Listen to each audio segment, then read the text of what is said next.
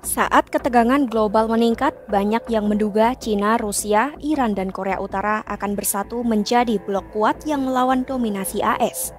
Namun realitas di lapangan berkata lain. Ketika Iran terlibat perang melawan Israel dan AS, dua sekutu dekat Iran, Rusia, dan Cina justru memilih bersikap hati-hati.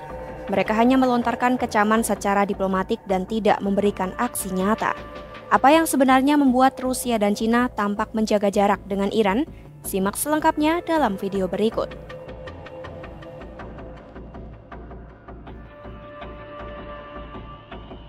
Melansir The New York Times, saat Rusia meminta dukungan dari Cina, Korut, dan Iran dalam perang melawan Ukraina, muncul anggapan keempatnya membentuk blok baru. Mereka tampak bersatu karena sama-sama otoriter yang ingin melawan dominasi Amerika dan sekutunya. Namun bantuan Iran ke Rusia seperti drone dan rudal serta minyak ke Cina tidak dibalas saat Iran butuh. Ketika Iran berperang dengan Israel dan diserang AS, tak ada bantuan berarti dari Cina, Rusia, atau Korut. Ini menimbulkan pertanyaan besar soal solidnya blok ini.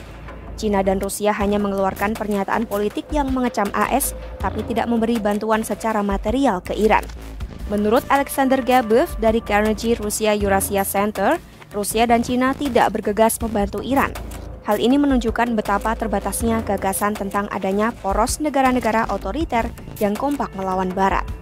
Masing-masing negara hanya fokus pada kepentingan sendiri dan enggan terlibat konflik yang bukan urusan mereka langsung. Mereka memang sama-sama otoriter dan tidak suka campur tangan Amerika. Mereka juga punya kerjasama strategis seperti perdagangan dan berbagi teknologi senjata. Mantan pejabat Departemen Luar Negeri AS Michael Kimeji menilai memang ada sedikit koordinasi antara Cina, Korut, Iran, dan Rusia.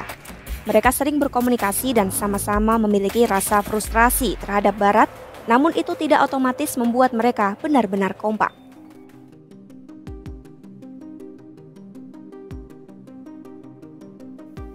Dari keempat negara, hanya Rusia dan Korutlah yang menekan perjanjian pertahanan resmi dan telah diperbarui belum lama ini. Korut bahkan sudah mengirim lebih dari 14.000 tentara untuk membantu Rusia di Ukraina. Hubungan mereka kuat karena memiliki sejarah komunis dan pernah sama-sama melawan AS di Perang Korea. Cina dan Rusia juga memiliki hubungan yang cukup erat. Kedua pemimpin mereka menjalin hubungan pribadi selama bertahun-tahun.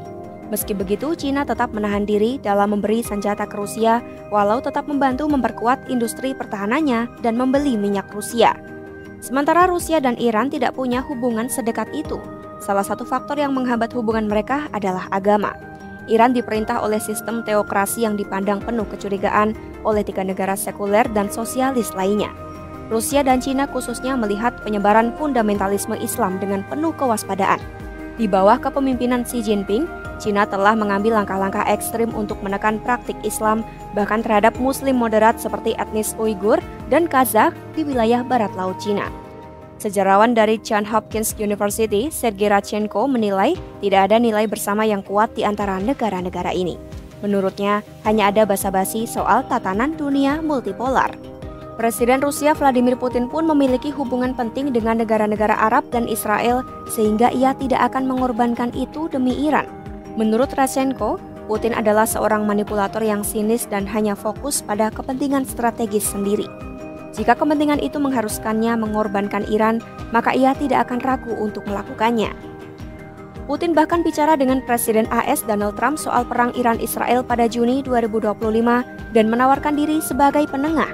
Setelah itu, ia mengeklaim Rusia telah membantu proyek nuklir Iran, tapi tidak menunjukkan niat untuk membantu secara militer. Putin hanya menyerukan keputusan ada di tangan masing-masing negara. Menteri Luar Negeri Iran Abbas Araghchi telah bertemu Putin di Moskwa sehari setelah serangan udara AS.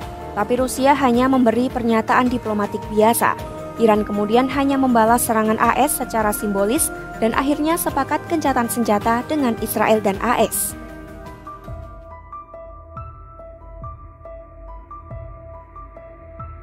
Cina juga hanya jadi penonton selama Iran dihantam serangan.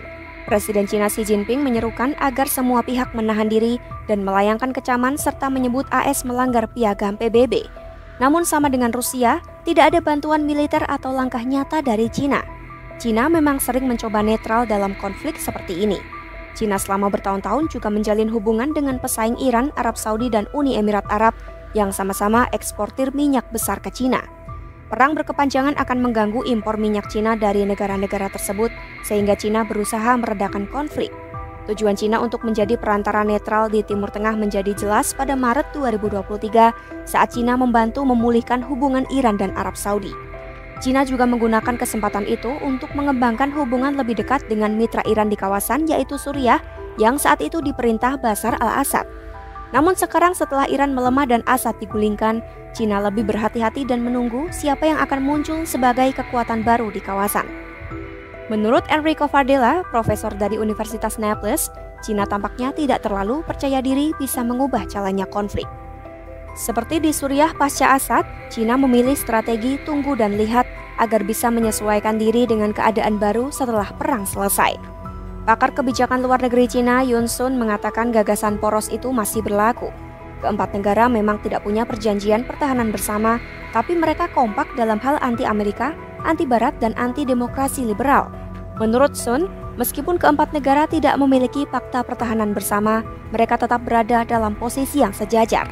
Ia menegaskan tidak adanya komitmen militer langsung di antara mereka bukan berarti koalisi itu lemah. Faktanya, Cina telah memberikan dukungan teknologi nuklir dan rudal untuk Iran, membiayai perang Rusia, dan membuat Korut tetap bertahan. Meski begitu, dukungan Cina ke Iran tetap terbatas. Para pejabat Cina tidak sepenuhnya yakin terhadap kepemimpinan teokratis Iran. Mereka menganggap Iran terlalu naif, oportunis, ragu-ragu dan tidak konsisten dalam hubungan luar negerinya. Cina juga menyadari bahwa Iran, seperti Korut, adalah negara yang terisolasi dan membutuhkan Cina, walaupun hubungan keduanya tak selalu stabil. Meskipun sering dianggap sebagai poros anti-Barat, hubungan di antara Cina, Rusia, dan Iran disebut masih jauh dari kata solid. Iran dan Cina berada di posisi yang lebih hati-hati, terutama Cina yang lebih memilih jadi penengah netral untuk melindungi kepentingan ekonominya. Sementara Rusia meski bermitra dengan Iran, tak ragu menjauhkan diri jika hubungan itu mengganggu aliansi strategis lainnya. Simak terus berita-berita global terkini hanya di YouTube Kompas.com.